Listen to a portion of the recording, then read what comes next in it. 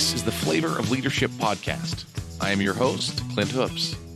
Together, we explore the unique blend of leadership wisdom that helps top leaders consistently achieve work goals, develop personally, and find fulfillment with family. Let's get started. This is episode number 28.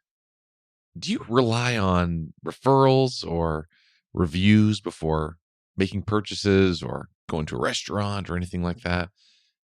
I know that I do. I know that I often will read through, many different reviews and things online at Amazon or elsewhere to decide, which product to buy. And sometimes I'll be going through them and some of the feedback, positive or negative, may deter me from one thing or another. Sometimes if there are no negative reviews, I get nervous thinking, okay, is this rigged or what is this? And so constantly looking at what people have said about the products.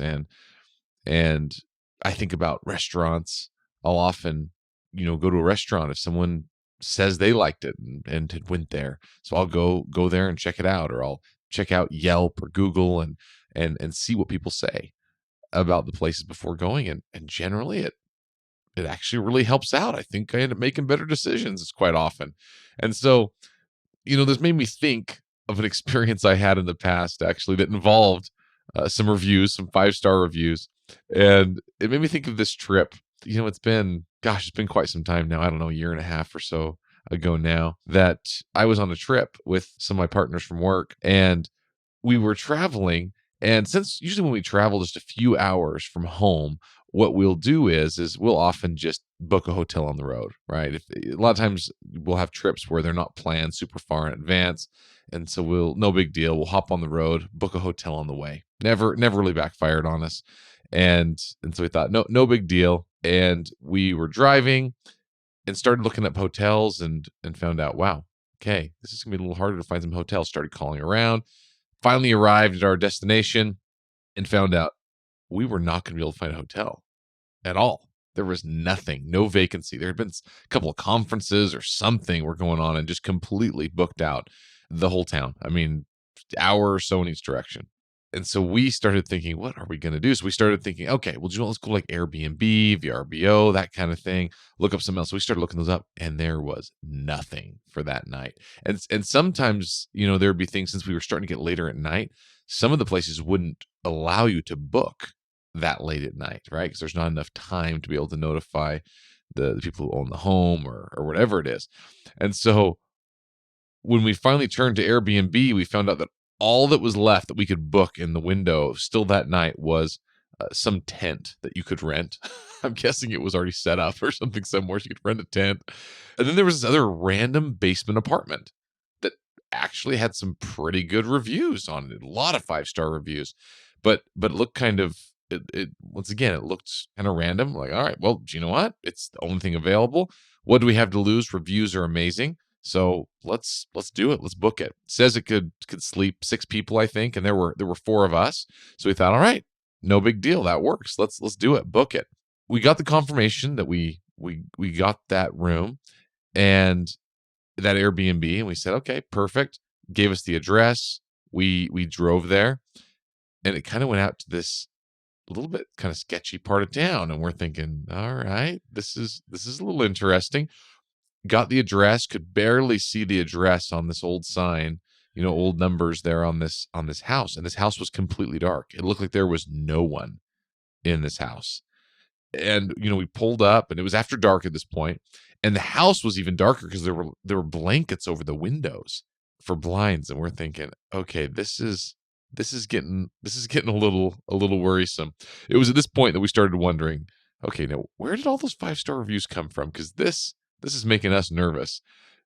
We are sitting in the truck and actually considered sleeping in the truck at this point. We're thinking we already booked this thing, but man, how's this going to work? There are 4 of us. It's winter time, so it's going to be mighty cold. We probably don't want to do this. So we decided, what do we have to lose at this point? So we went up, we knocked on the door, not expecting much. And when the door opened, it actually revealed this nice, clean, and orderly home inside. We're thinking, okay, that completely doesn't match this dark, dreary, haunted house of a looking house on the outside. But In the doorway was standing this small older lady, and she invited us in. She had a thick Polish accent that was just super comforting to listen to. We instantly fell in love with this little lady. She invited us into the home and led us down the stairs to the basement apartment where we were going to be staying. We had originally thought there was like a separate entrance or something based on what we thought we had read. But she took us down the stairs through her house and down into her basement apartment. And she was so proud to show us her newly remodeled basement apartment. And it was super clean, looked super good. And so we went into this little apartment, and in the apartment there was one bed, and there was kind of like this little mini kitchenette and a little table, and then outside the room there was a bathroom. And so on the pictures and everything we saw, we thought there were, it said it slept six. So we thought, okay, well, there must be another bedroom or two with some beds. And so when we asked her, so where do we sleep? Where does everybody sleep? How does this work? She went right over to the closet. And at first you're thinking, wait, there can't be another door there. It looks like it ends. But, as far as like to another room, she went over and it was a closet, pulled it open, and pulled out some of these thin little mats, like little 1 inch little mats to sleep on the floor. And some blankets and some more pillows, and just showed us where to set them on the floor. And so we were thinking, okay, this looks much bigger in the pictures. And this was not what we signed up for. But I'm telling you, it was so funny. She continued to speak with us and was just letting us know was unapologetic about it. Everything is great. And she just did everything possible to make our stay just as perfect as possible. And you would think that we would just be frustrated by the whole thing. And I'm telling you, it's so funny. Even though we just had these little mats and random blankets and everything, it was a clean, nice environment. And honestly, this little lady just made it one of the most pleasant experiences we'd ever had. And we soon realized, wow, that is how she had so many 5-star reviews. She had such passion and desire to make things right and to make an enjoyable experience and to make it be a part of her home. It was amazing. And so, not to give an excuse, I won't even call it a bad product because her product wasn't necessarily bad. It was what she had advertised. We probably just didn't look close enough. And in the end, gosh, it's amazing how just her passion and her desire to make it a great experience made it a great experience for us, even though we end up sleeping on the floor. So, what can we learn from this experience? Some of you might be thinking, well, of course, she's the owner. She's the one who's trying to make the experience great. So of course, she's going to do everything possible to make that happen. So, let's take this to a business where you have an owner or a leader or a founder that started a business, or someone who is a leader and they're the one who formed their team and has been there from the beginning and making it happen. And they are often the one that's there with the whole vision. And they're the ones that provide the best customer service. And they're the ones that the business is built on, the whole success. And it might seem pretty obvious, right? Why that is. Well, it's like they have the most to gain from the success. So that gives them a motivation. And then also they're the ones that have the entire vision, right? They have the whole thing in front of them and they know what needs to happen. So what happens when you have employees? Because often what happens is businesses begin to scale. The employees don't keep that same vision and that same passion, and that same desire to provide this excellent customer service experience. And so it begins to wane.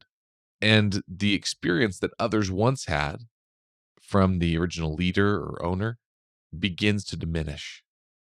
But it seems that the only way that we can have real success and raving customers is to have employees that are also all in without having to be the main leader or the owner or something to that effect, but still have that same intensity and passion and desire.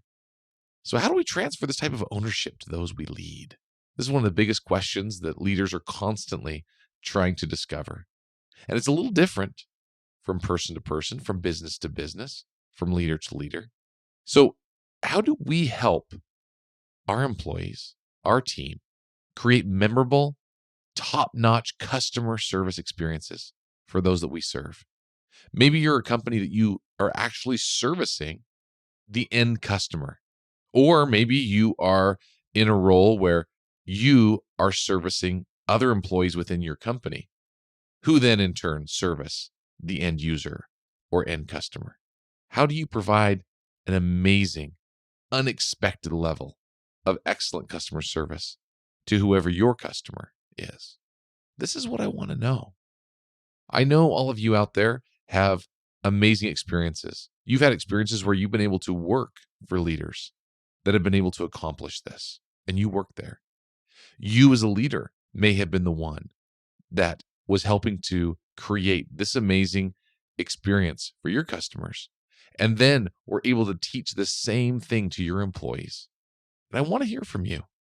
I want to do a future episode on this topic, and I need examples and success stories from you so that we can share them with everybody else, so that we can help discover how best to be able to transfer this knowledge and this type of culture to our own teams. Please send these examples and success stories to Clint at flavorofleadership.com. Once again, CLINT at flavorofleadership.com.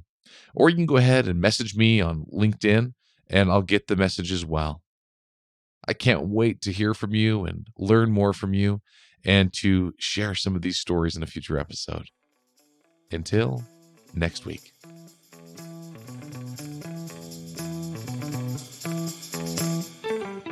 Thanks for joining me on this week's episode of the Flavor of Leadership podcast.